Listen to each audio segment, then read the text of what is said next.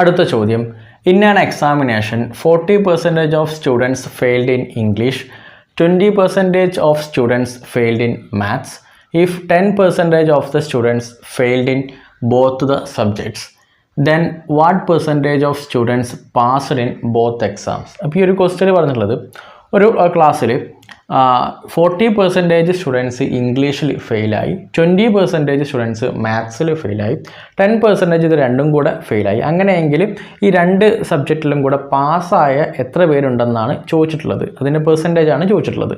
Option A 50%, option B 40%, option C 30%, option D none of this. So ഈ ഒരു question നമുക്ക് when diagram വെച്ചിട്ട് കാണാം. അപ്പോൾ ഇവിടെ രണ്ട് സബ്ജക്റ്റാണ് ഉള്ളത്, അതിൽ ഇംഗ്ലീഷും മാത്സും.